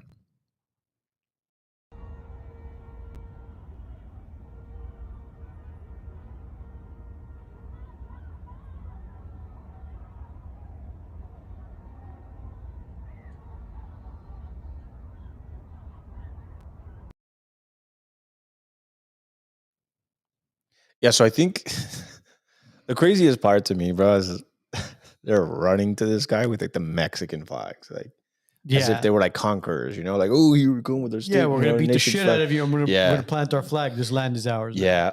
So that video actually got sent to me by a source. So it's like a friend of someone that works inside of the building, and they were just like looking out the window, and they were like, holy crap, what the hell is happening out there? And from what I understood from the police report is that guy was he had nothing to do with the protest, but he was just like yelling things at the kids. I don't know if maybe he was like, you kids need to go back to school or something, you know. And was he like a transient or something? Maybe. Yeah, it could have been a transient. Yeah, I didn't see the full report, but I know that there was a police report written that the guy had nothing to do with the protest. It was just some guy, and they just jumped him. See, when shit like that happens, it completely defeats the purpose of why those people are there. 100%. Yeah. So how many days were these protests for? It died after day 4, right? Well, the major protests in downtown LA did. But the school walkouts are still happening. So that's been happening almost every Monday to Friday. I don't know if they've had any recently, but there was like a streamer that went out there every day. They're like, oh, day 15 of the protest. And I'm like, 15? I was like, damn, like I've been skipping out on work. But I didn't even know that there was that many. But it was a school walkouts. So but the kids aren't going to school, basically. Yeah, yeah. And what's crazy is the very next day after the stabbing, they went out and protested again. And I'm like, how does the school allow that? Like, why wouldn't you as a principal be like, hey, man, like one of the kids got stabbed. Maybe it's not a good idea. Nope. Let them out. It's crazy, man. And these are minors, bro. Yeah, I know. They're saying he was a street preacher. Oh, was he? Oh, yeah. Yeah. Yeah. He was a preacher. Yeah. Man, yeah. That's crazy, dude. Dude, this is, again, government-funded agency again, LAUSD, allowing minors under 18, to leave the campus and go out and protest. Why? Our kids are being dropped off at school, as you mentioned, for us to know that, all right, you know what? My kid's at school. I can go to work. I can make money so I could pay the bills. I know they're in a safe place. But that stabbing that took place was one kid. Now imagine if some psychopath comes out and decides to just drive over a bunch of protesters. Yeah. Then what? Then all of a sudden the school's going to call and say, hey, listen, those 50 kids that we let out, majority of them are in critical condition because some psychopath decided to drive over them during the protest. But that's the state of LAUSD. What they care about is that the next generation is propagandized, that they're angry.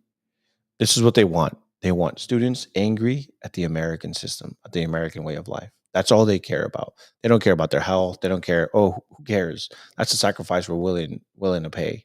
He got stabbed. He'll come back, whatever. As long as these kids are allowed to be outraged about the things we need them to be outraged about. Because, I mean, think about it. These are educators. Why wouldn't the educators that are well-studied or supposed to be, why wouldn't they take the time? It's much easier to control 20, 25 students at a time and be like, be angry in the class. Tell me how you're feeling. What is it you're going through right now? You've got family being deported. Let's talk about that. Let's be your support system. But then also, like, you know, instruct them and be like, look, man, we have laws as a nation. I understand that it's a hard time for you right now. And, you know, we have counselors for that. You know, we have a school therapist if you need to seek, but to just let them out into the street. There was a point on the live stream where they almost hopped on the freeway. Imagine an entire school of minors just hopping on the freeway. And the people are just like, oh, yeah, well, it's a First Amendment right. Because it's the cool thing to do, to jump onto the freeway and protest something that I guarantee you majority of those kids probably know nothing about. And it's not even just the kids. There was a lot of people at the adult protest that I'm like, what brings you out here today? I still have the interview. I posted it on my Telegram, but I interviewed this guy and I'm like, what brings you out here today? He's drunk, dude, just completely wasted. And he's like, look, the reason I'm out here is because Donald Trump. And I'm like, oh, here we go. He's like, effed crypto. Ever since he got into president, crypto has been down. I voted for him. And I'm like, bro, you just said that out loud. Like, there's Hispanics here. And the guy was a Hispanic kid.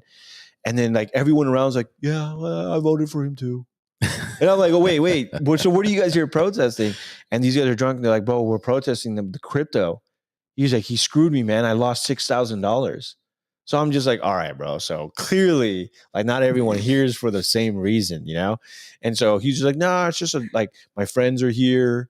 You know, like they said like, hey, we're going to go out and drink at this protest. You want to come chill with us? And they're like, sure. So here you have like these Hispanic guys protesting Donald Trump's immigration supposedly. And like, no, we're actually here just to get wasted. And, you know, crypto is down. And you have all this footage. Oh, yeah. Oh, for this sure, is dude. It's gold, so man. funny, dude. It's Imagine, so funny. Imagine if this school actually brought, let's say, a constitutional attorney or somebody who understands, can break down the Constitution and immigration laws to do just a hour, 2 hour Q&A in the auditorium. So these kids could be educated as to why illegal immigration is illegal. Yeah.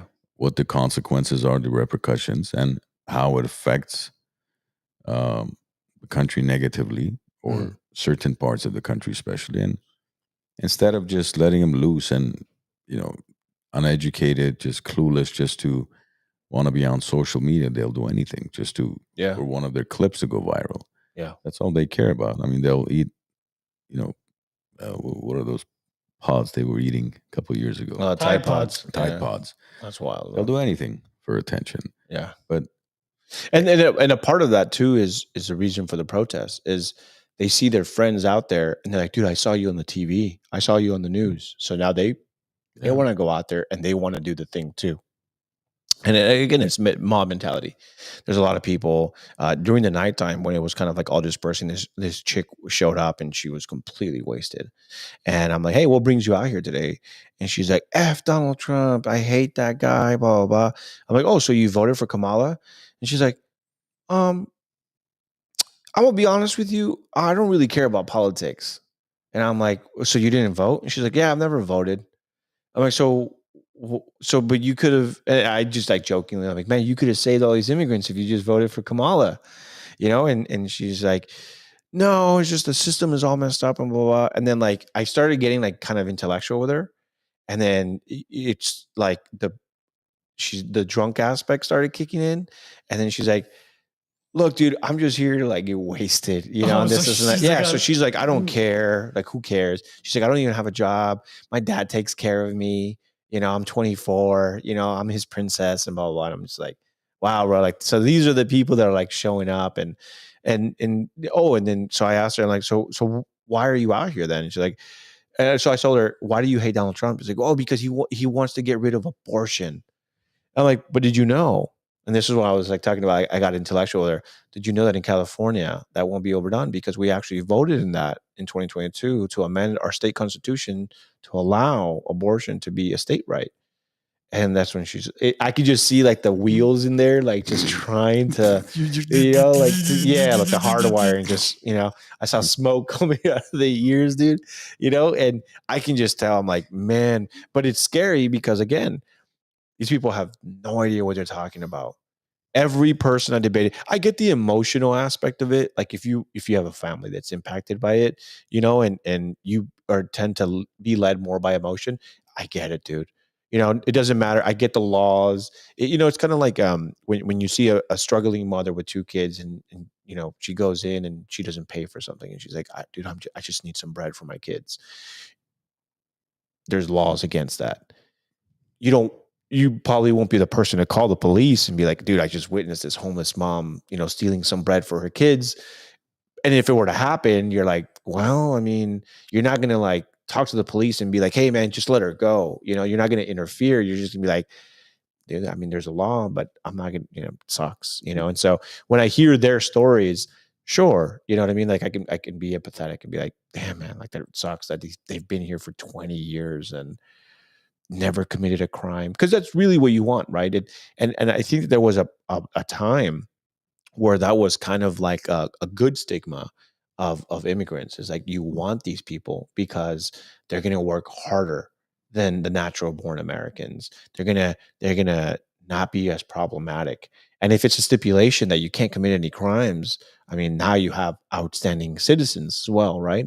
But I just think that that's just gone now, and it's unfortunate. It's like that quote, man, hard times create tough men create easy times. Yeah. Easy times create weak men. And it's a constant cycle. Right, it just keeps going and over and over.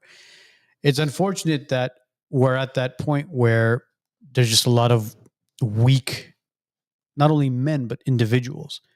And this right here, cell phone, has dumbed down a lot of people because social media has created this fake world where people are living this lavish lifestyle when they're really not. It's all fake. It's all bullshit.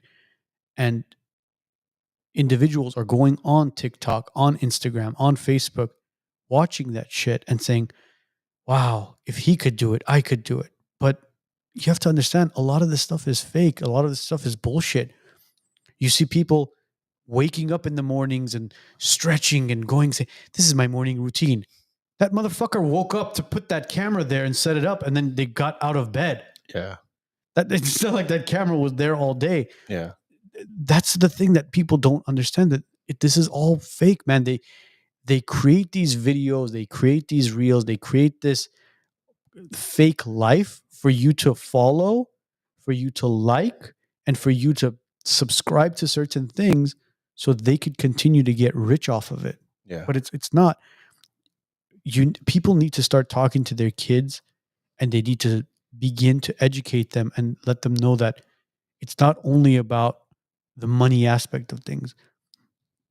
It's all about getting the proper education and understanding that life doesn't revolve around social media. Yeah. And the more you dive into this, the deeper and a darker place you're going to end up. Yeah. Anxiety, stress, depression. Oh yeah. Because what's going to happen is the FOMO kicks in. Yeah. Fear of missing out. And you know what I will say to that is someone with social media, and obviously I have 3 children. I have 17-year-old, 16-year-old, and an 8-year-old. And you know what I tell people is this is a tool. How you use it is going to be essentially what you become of it. So if all you're doing is consuming, I've done this to my kids all the time. Sometimes I see them on their phone and they're kind of like doing the thing, right? And I'm like, okay. And then I come back like 10 minutes later and they're still like doing this. I'm like, don't be a consumer. Yeah. And they're like, well, what does that mean? And I'm like, stop consuming what is being pushed to you by the algorithm. Go do something. Go outside. Go take a walk. Get the dogs out. Did you do the dishes? Right. So I make it a point to like, hey, break that up, because it's easy, even as adults, let alone as kids that don't really have that thing. Right. But also this, and what I mean by this as a tool is, you listed a perfect example. There's a guy creating the content that's hoping that you consume, because even right now we're being consumed, right? We want the people to tune in, but people are tuning in for a different reason. People are not tuning in to us to necessarily be entertained and like, oh man, like what a beautiful life these guys have. No, they're like, I want to hear the topics that are being talked about. We want to know about the border. We want to know about Doge. We want to know how the money is being spent. So it's a tool that you can either inform yourself and become better. All these people right here, we're not going to have to worry about them or their kids probably ever walking out in school, which is what you want. Those are the people you want to reach, right? And you want to send them that message, just like, we need to be better, and then there's people like us that are using this, and sometimes, yeah, sure, we're consuming, but we're also like, hey, maybe I can do that. I can implement that. And it's because of this tool right here that I'm making the most money I've ever made. I mean, I'm not a multimillionaire, but you can do that with this. But it's all on your mindset. Are you going to be the consumer, or are you going to be the person that's pushing out information? But also, what kind of information are you pushing out? I don't want to be the guy that's like, oh, like follow me, because that doesn't do anything for anybody. But if I'm teaching people, if I'm doing 60 seconds to 90 seconds reels, my job is, how can I fit as much accurate information in my videos to inform people so that A, they can stay tuned in, but also be better informed for it. I can't tell you how many times, and this is like just so great to hear, when I meet people in real life and they say, dude, I've been following you for years. I used to be a huge left-wing socialist, but because of your 60-second, 90-second videos, I see life in a whole different way. Yep. I'm happily married now. I'm this. And I'm not saying that like it happens all the time. I'm not gonna like walk out to my car today and they're like, are you Anthony? Like, oh, just watching you. Like it doesn't happen that way. But when you go to like an event or you go anywhere, you're going to have those people that are like, dude, I watch your videos and I'm a better person for it. I'm more informed. I know people that are like, even family. They're like, dude, we finally started watching your videos, and now I vote smartly. And I tell people all the time, I've been saying this for years. My job is not to inform you to vote or owe allegiance to a political party. I just want you informed, man. Because if you make an informed decision and you make an informed vote, I think that if you're really informed, then you can vote the right way, and then real change can start happening. But the problem is that we are outweighed significantly by voters that are just consuming the, here's my day, and blah, blah, blah. They're consuming more of that and not enough of this, because this is either too boring for them, or I think it's also like the way you're wired. Like for some reason, it's easier to sit through 30 seconds of someone.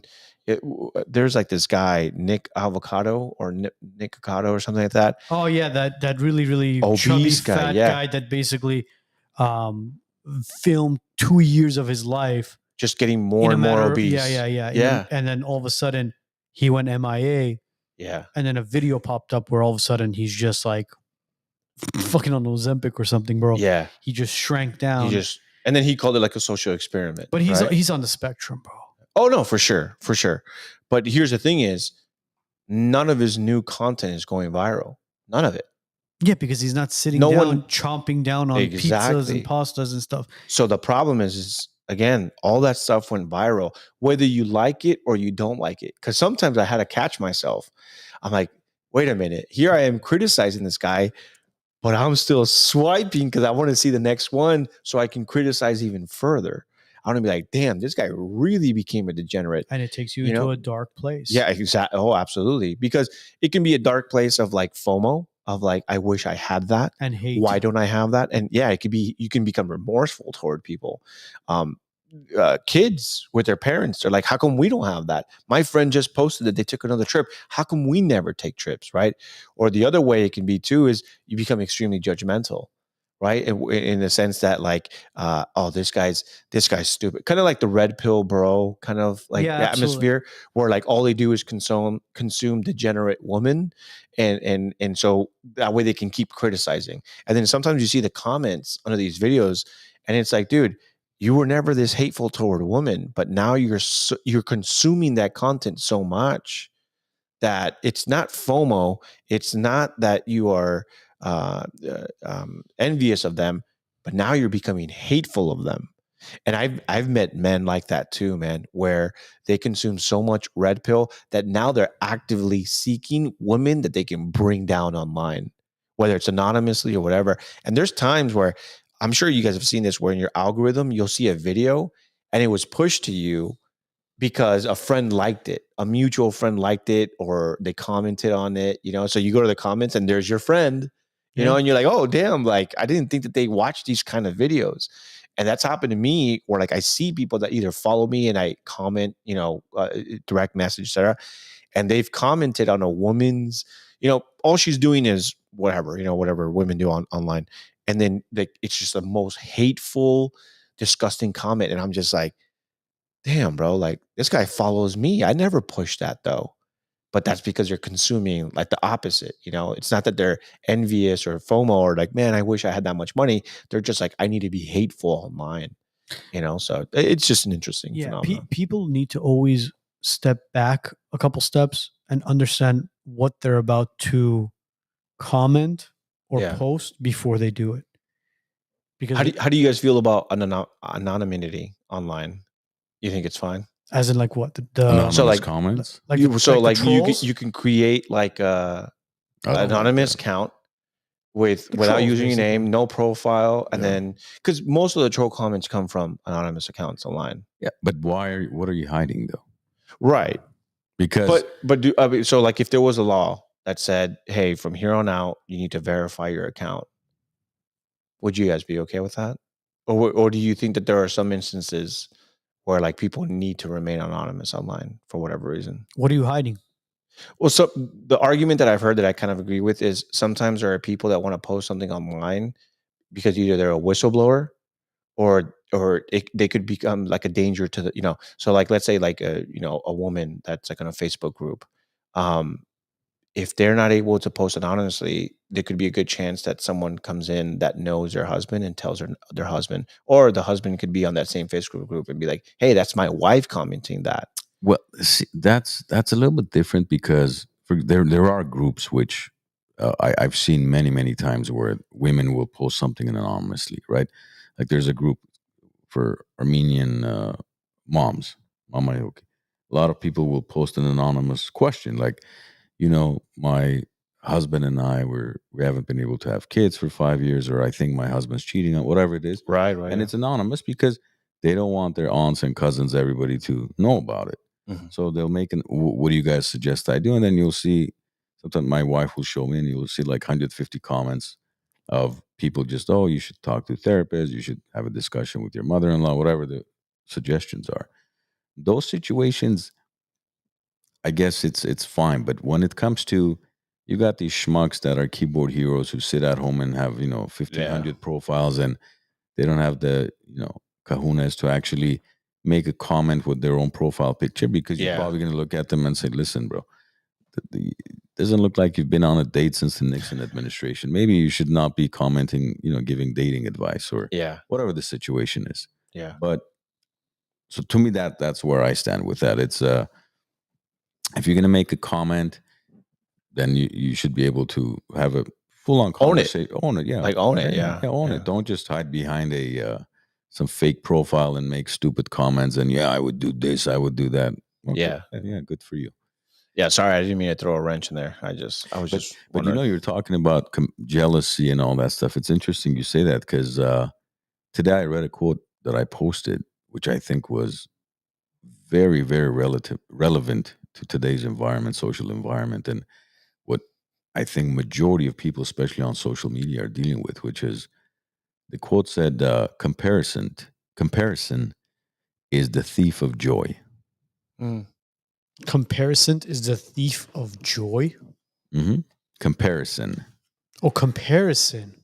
Comparison is the thief of joy. You know what that means? So basically, comparing yourself to somebody else takes away the joy that you actually...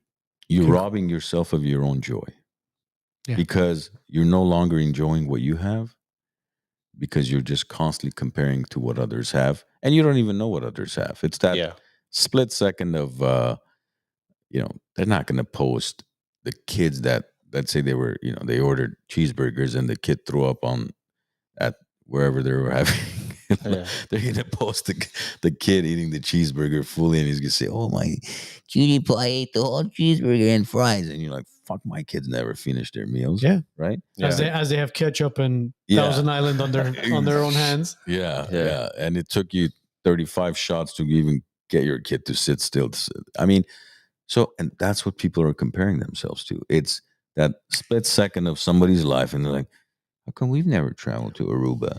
How come you don't take me to Greece? FOMO. Well, no. FOMO is different. Fear of missing out is, for example, fear of missing out is like those kids who lost $6,000 on their crypto because... No, man. It relates exactly to what you're saying as well. No, FOMO is different because they're not afraid of missing out. They don't have a fear of missing out on what you're doing. Of course they do. It's not about missing out. It's about just comparing.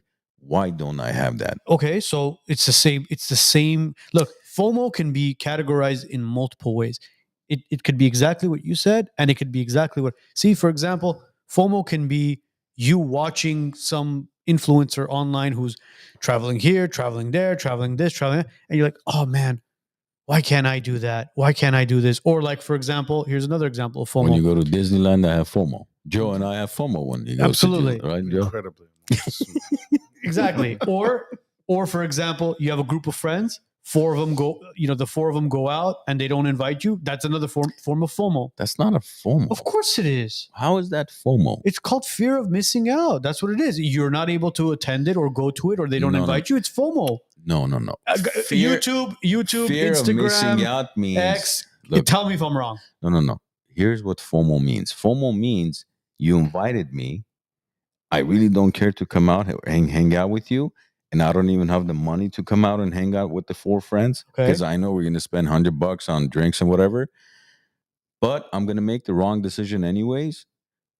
And because I have a fear of missing out and I'm going to come out there, spend $100 on my credit card that I shouldn't, that's to me FOMO.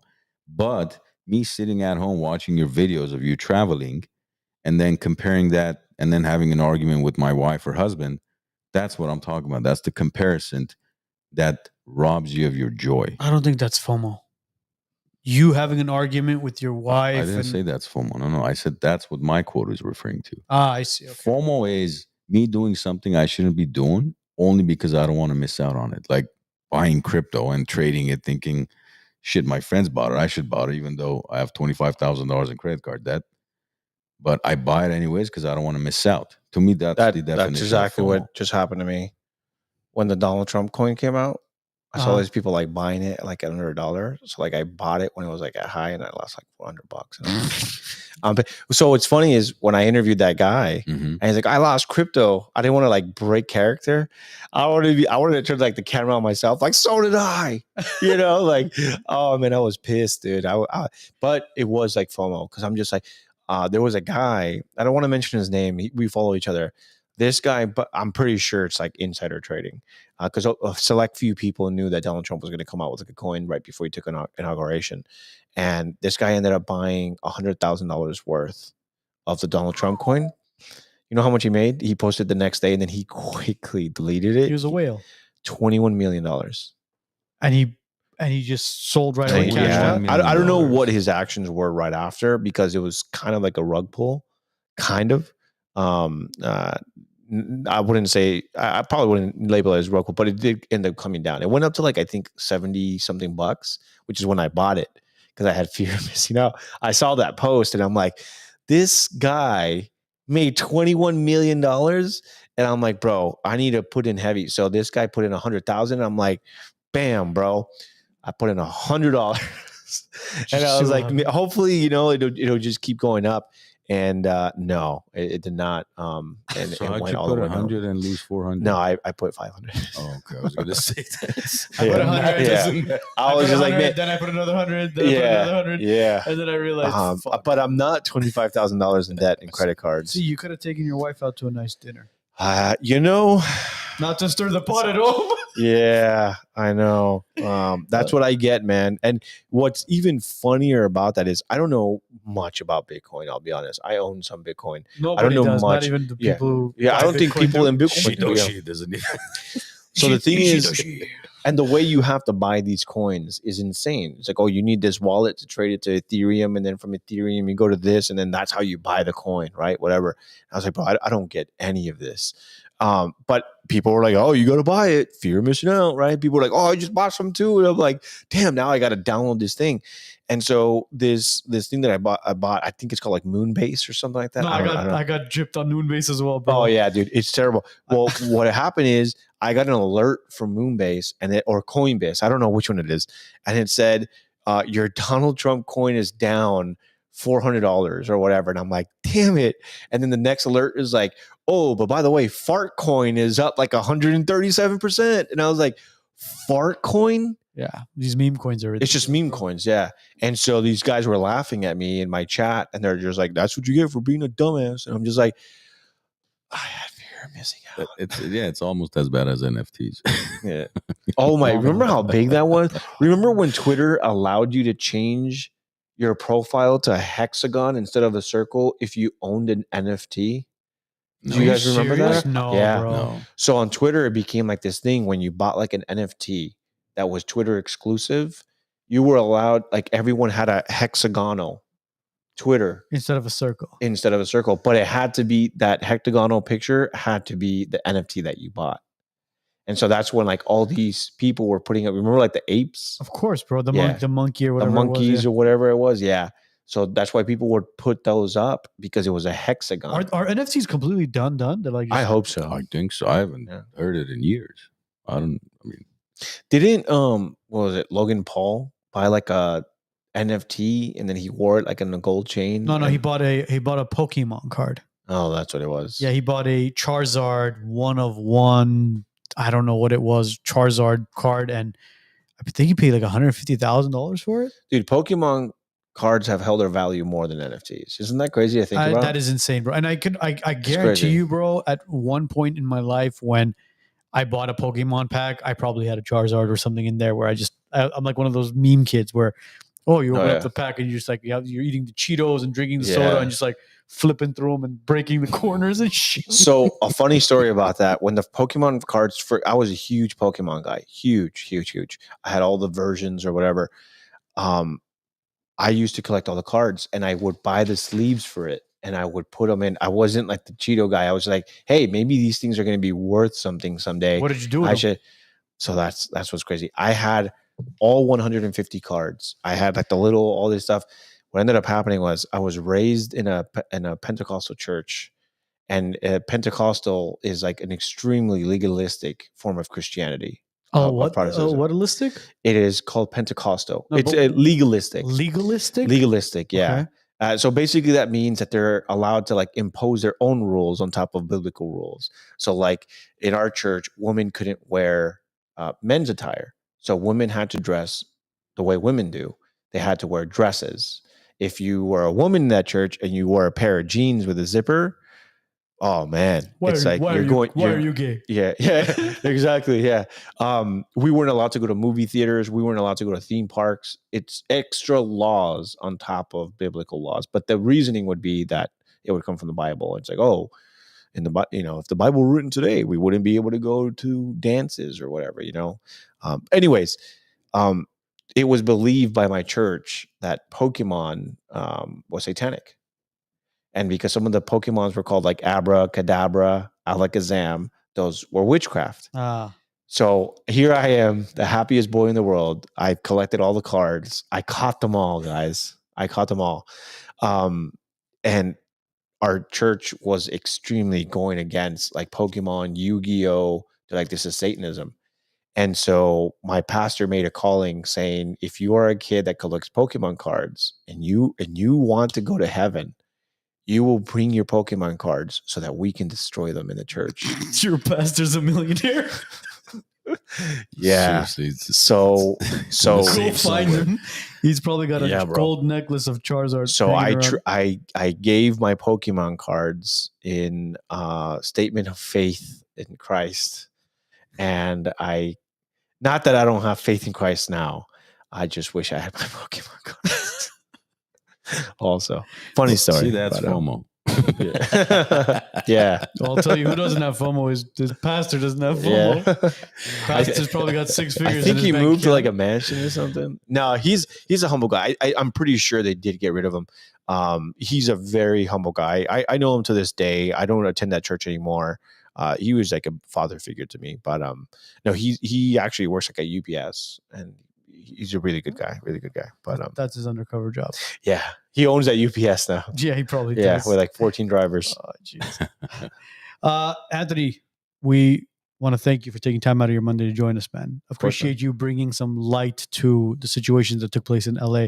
Hopefully we can have you back in the near future if something else breaks out, and we want to be informed by Anthony. Yeah, man. Absolutely. Oh, stay ready for the summer. I think the summer we are headed into a spicy summer because of the Palestine stuff. That's still not going away. Obviously, the immigration stuff. There's a couple of things pending with the Supreme Court. Two to look out for. It's looking like Obergefell is going to be overturned. Obergefell was in 2015. That's the federalizing the same-sex marriage. That is being contested at SCOTUS now. They're going to overturn it? They're going to overturn it. As in, like, you can't get married? So it's going to be left up to the states. So it's going to be like abortion. Like, remember Roe v. Wade? Yeah. Because it was federalized, every state had to do it and comply. But that's, I almost guarantee you guys, right as we're going into the summer, they're going to flip it? They're going to flip it. Because they always leave the most contentious ones for when SCOTUS is about to end, which is right around May or June, that's also when Roe v. Wade was overturned. I think it was at the end of May, which is also when everyone's getting off of school and headed into the summer. So that's one. And the other one that might be, I think this one's going to be a little bit harder, is the birthright citizenship. And if that gets overturned along with equal marriage, add in the Palestine stuff and add in all the deportation stuff. Fun year. It's going to be an interesting 2025. I think we are really going to be headed into a summer of love 2.0, man. And I'm not the only one to think so. I've got a lot of independent journalists that have made this analysis, and they're like, dude, it's going to get bad again. Well, I mean, for those of you watching on Instagram, YouTube, and on X, the WiseNuts are going to be building a street team. So if you are interested in potentially joining us as a WiseNut on our street team, reach out to us. Email us, info@wisenutspodcast.com. I guess we'll be joining Anthony in the trenches at this point. I'd be more than happy to train whoever you guys hire. There you go. I'll teach them all the ropes. I'll implement all my 7 years of learning on the streets, and I'll help guide them. So there you go. We'll take care of your guy. Appreciate you taking time out of your Monday again, man. Of course, thank you. Guys. If you guys aren't following Anthony on X, on Instagram, Informed with Anthony, right? Yeah. That's his handle. Follow him, show him some love as well.